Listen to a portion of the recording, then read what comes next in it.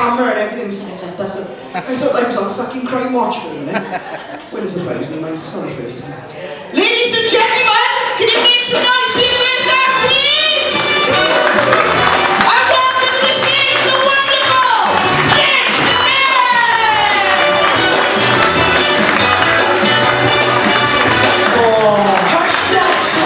Swansea! I am so excited to be there tonight, mate. I gotta tell you, the reason I'm excited, the Time Out magazine in London held a poll this week, and guess which accent has been voted the sexiest accent by its viewers? Welsh. Not everybody agreed. Yeah, fucking Welsh. Not everybody agreed. Hugh Edwards chipped in by saying, there's not just one Welsh accent, there's many. My favourite's the Llangennych, Blangar and Aberarth. I thought you fucking shut up. And I gotta be honest, I don't know why I'm so excited, because I'm not even fucking Welsh. Yeah, I'm not, I'm from Gloucester, to be honest. Well, I am half Welsh. My mother was born in Pontypool, so I think I qualify, that's right. And my wife's from Bridgend. And we've been married, yeah, Bridget, yeah. And I'm going to get home later on and she's going to say, what was the gig like? And just looking around, it's like fucking unbelievable, to be honest. I mean, we've got, this is quite a bizarre thing, isn't it? I mean, we've obviously got you lovely girls down there, we've got Karen down here, and we've got Lumberjack Man sat here with a fucking fantastic haircut, and we've got this three table of blokes. I mean, what's your story here, just out of interest? We're married as well. You're married? We are, yeah. And then it's our friend. And that's your friend? I'm just a lucky. You're just a gooseberry, isn't it? And then the table at the back, we've got the guy in the pink shirt, and when Kirsty was on about, well, there's 8 of you were counting up, we said, yes, there are, right? So you were clearly paying attention. And are you with your other half tonight? Yeah. Yeah, but did you notice he was looking at this lot? Yeah. You picked up on that? That's alright, is it? Fucking hell, your life's going to be shit when you get home, mate. But so my wife's from Bridgend, and we've been married 22 years, and I would say she has got like quite a sexy Welsh accent with certain things. Like we got together, and not long after we got together, I came home and she was like, "Can I ask you a question?" Yeah, what is it? She said, "How would you feel about being only 9 inches taller than the largest emperor penguin ever recorded?" Yeah. So how did you work that out? She said, I googled it. And I think the way she said Google, that is so sexy. We were watching television about 10 years ago, and there was an advert came on. I don't know if anybody remembers it. It was Cadbury's milk tray with the gorilla playing the drums. Can you remember that advert? To the tune of Phil Collins, In the Air Tonight. And we sat, she was at one end of the settee, I was at the other, and we sat and watched this advert. And she was like,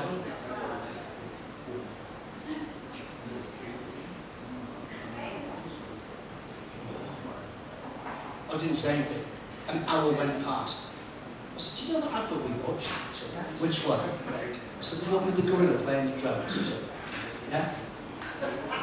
At any point during that advert, did you actually think that gorilla was real? And she just said, fleetingly. And again, I mean, that's really sexy, isn't it? That's fantastic. I love that. We've gone through Christmas. Did we all enjoy Christmas? Not really. Yeah, I'm not. No.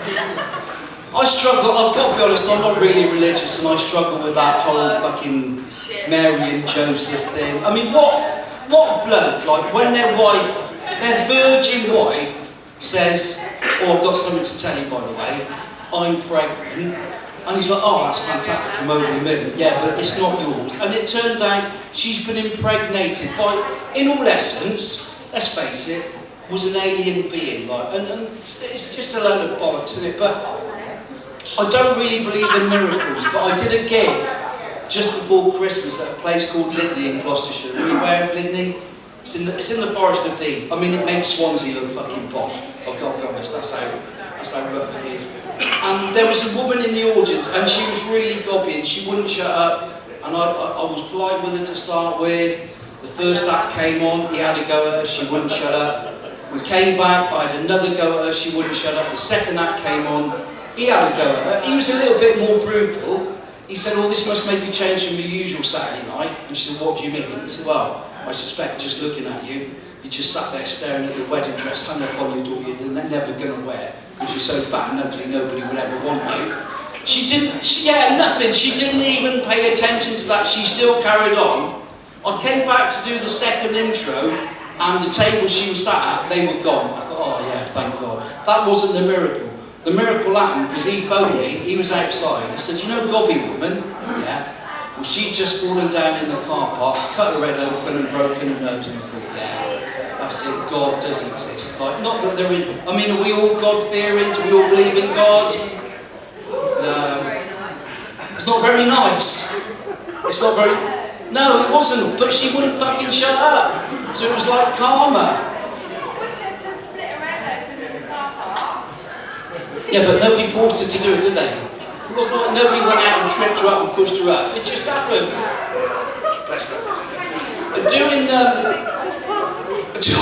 You're quite upset by that, aren't you? Yeah, really upset. You think she got karma because she split her head open in the car park? Yeah. She didn't know what she was saying? Yeah.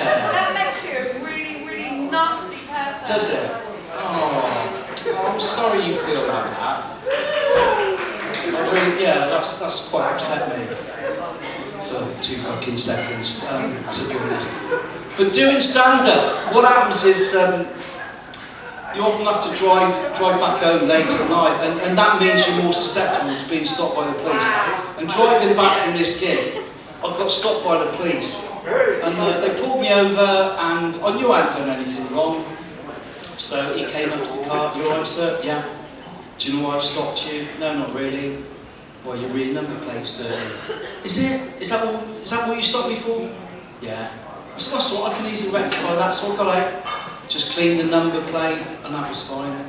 I said, there you go, number plate's clean now. He said, yeah, but the thing is, you know, you're the driver of the car, you should be responsible, you should make sure your car's roadworthy. And I was like, have you not got anything better to do? Shut the fuck up. It's all got a bit tense, hasn't it? See you later.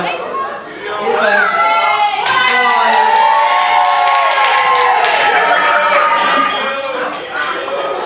I fucking love comedy. Oh dear God.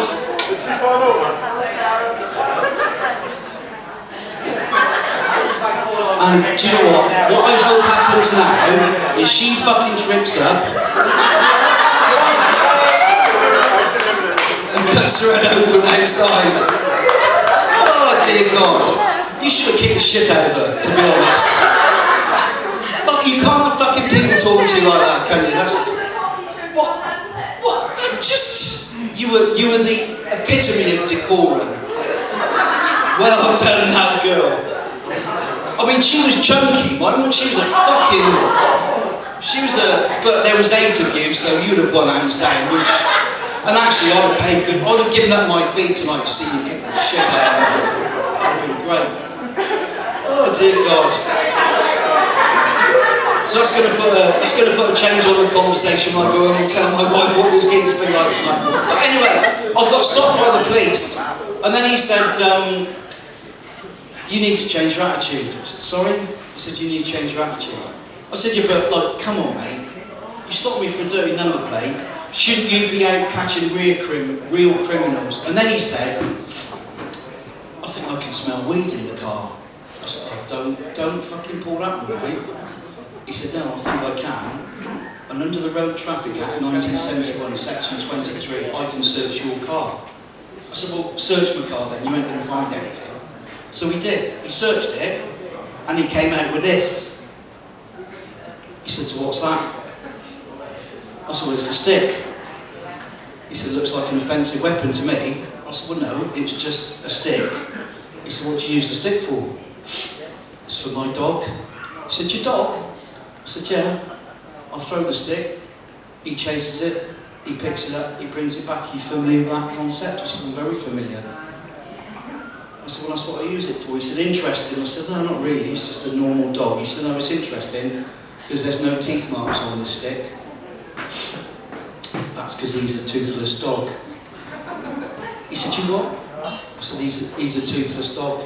He said, you've got a toothless dog, have you? I went, yeah. I'm thinking on my feet now. He said, have you got a picture of him? Yeah, in my car on my phone.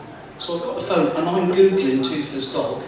I come out and I go, there you go. He's done exactly the same. He said, is this your dog?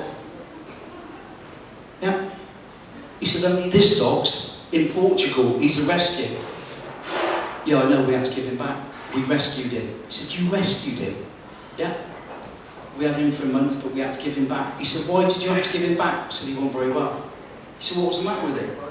I said, well, the first time he went to chase the stick, all his teeth fell out. And he went, this is just fucking getting ridiculous. I said, well, you started it by accusing me of having weed in the car. I've got to be honest, I've done that joke 3 times now, and it goes down normally far better than tonight's reaction. And I can only put it down to you obviously living in fear of the hippo that left earlier. I had a great year last year with stand-up. I went to the Leicester Comedy Fest in February and I won the Silver Stand-Up of the Year award. Yeah, thanks. One fucking bird. It sounds far more glamorous than what it actually is. It's basically a competition aimed at the over 55. So there's a little bit more to it than that. You have to go through heats, you have to get to the finals. There's no upper age limit. So it basically meant backstage it was like God's waiting room for comedians. One of the acts, just before he was going to go on, he was sat in a chair, he had his eyes closed, we looked at him. Is he asleep or dead? Somebody said, do you think we should wake him? And I was like, no, leave him there. And he said, well, that's very compassionate of you. That's what would just increase our chances. But I did the thing and I won. And the phone my wife, I said, you're never going to believe it. After 4 years of trying, I've only gone and won. And she's like, oh, that's fantastic. What have you won? I said, well, I won a trophy. Anything else? No. I got back home 2 hours later, she said, right, I'll ask you again, have you won anything else? No. Well, I've been on the website and had a look. When were you going to tell me about the £500 cash prize? I was gutted, like, because I had that lined up for something else. So what have I told you all through our marriage? I don't know, there's been so many things I've fucking forgotten half of it, to be quite honest. Never lie. Never lie. Well, that's fine. She went on a cruise at the end of April. She phoned me on the Wednesday. Are you missing me? I remember what she said, never lie, so I just went, no, absolutely not. She started clutching at straws. I bet the dog's missing me. He wasn't. He was loving life. Me and him, we had a fantastic week. We were down the pub, I was feeding him from the table. We went and got tattoos, well, I did. And it got to the Thursday, like, and he was sat there looking at me, and he can't speak. I know he can't speak, and he was like, oh, Dad, this is fantastic, isn't it? And I'm, yes, it is. Like, she really got to come back, but yeah, she did, she came back. So we've been married 22 years and it's hard to keep the relationship going, like, and she moaned at me, she said, there's no romance in our relationship anymore. So what do you mean? She said, well, maybe when we're being intimate, it'd be nice to have some music playing in the background. So I thought, that's a fair point. So the other night, I recorded some stuff on Spotify. We were getting down to it. I put the first track on, Angels by Robbie Williams. That was it. That was nice, get us in the mood. I've got to be honest, I think my choice of song number 2, the theme from Match of the Day, that just killed it. She wasn't impressed with that. And we've gone through the same routine for the last 22 years. She goes up to bed, I come up to bed. Have you turned the TV off? Yes. At the wall? Yes. Have you locked the back door? Yes. Have you locked the front door? Yes. At the bottom? Yes. At the top? No. Why not? You fucking know why not. That's a joke about my height. But this is going to look far better if I am going to explain everything, to be quite honest with you. And then she's like, I hate this time of year. Why's that? Well, the bottom of the bed's always cold, isn't it? I don't know, my legs have never been down that far, to be quite honest.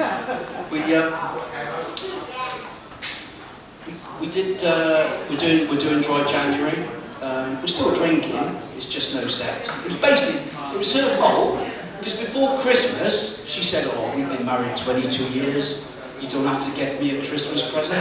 So I didn't. That was wrong. It was her birthday, I got her a spa day, she didn't like that. Turns out she didn't like grocery shopping either. But, you know, shit happens. I've got that. This is really struggling tonight, I've got to be honest, because all those jokes, normally, fucking everybody really laughs out loud. No, don't.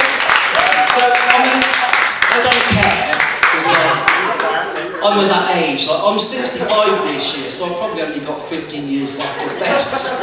It doesn't fucking matter to me. I've got it really doesn't matter. But she said, there's no surprises in our relationship either. I said, well, you say that. So again, the other night, because I'm thoughtful, she was in the bathroom getting ready. I went into the bedroom, turned all the lights off, lit some candles, hid under the bed. And when she came in, I just grabbed her ankles. And apparently, that wasn't the surprise she had in mind, but she surprised me just before Christmas. She said, you have remembered, you're picking me up from my work stool tomorrow. And that did come as a surprise, because she's self-employed and works from home. I said, no, that's fine, I'll do that. So I got to the allocated place at the time. She got in the car. All I said was, you had a nice time? Are you saying I'm drunk? Don't fucking start. No, I'm not saying you're drunk, but clearly you've had one or two. 5 minutes of silence, and then I got, I don't think you love me. In fact, I don't think you've ever loved me. I do, I have. I can't guarantee anything going forward, I'll be honest with you. If you love me, you're gonna prove it right now. How am I gonna do that? Not by doing that.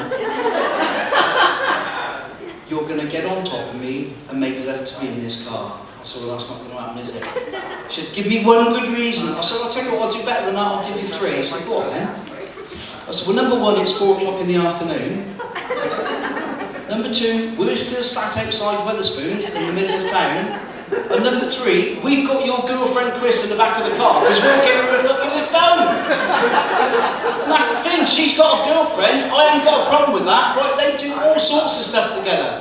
She went away on that cruise for a week with her girlfriend. I didn't bat an eye. I paid for it. I wanted one night away with my girlfriend and spend that £500 on her. The shit I got into for that was just unbelievable, really. So I mentioned I'm getting on. I'm 65 this year, and when I got to 50, I was alright with that. 50 was fine, because what happens at 50 is all of a sudden you get stuff coming through the post, right? And it's just free life assurance, like from Carol Vorderman, and you get a free pet. That's fine. When you get to 60, things change. Because what happens when you get to 60, you get funeral plans sent through, right? I know a little bit about funeral plans because my mum died in 2019 and she had a funeral plan with the co-op. And being her only surviving son, I had to go in and sort it all out. And I went in and I was chatting to the woman at the co-op. I said, so we need to talk about your mum's funeral. Yeah, I know. She's got a funeral plan with us. Yeah, I know, that's why I'm here. Have you got a funeral plan? I went, no. I said, how old are you? I said, well, I'm 62. Your age, perhaps you should. Really? She said, oh yeah. Because you could go at any time. Fuck. I said, well, what exactly does it entail? She said, well, if you pay £2,000 now, you can plan your funeral, so you can have it, you can be buried or cremated, you can decide whether you can have a party, you can choose the venue, you can choose the food, you might have a band, you might have a disco, you can put some money behind the bar, you can invite who you want. We had a 20-minute conversation, and at the end of that conversation, I was fucking looking forward to my own death. And you don't want that, do you? But, Mum she did die in 2019, and she had dementia, and she'd never see me do stand-up. But she always used to say,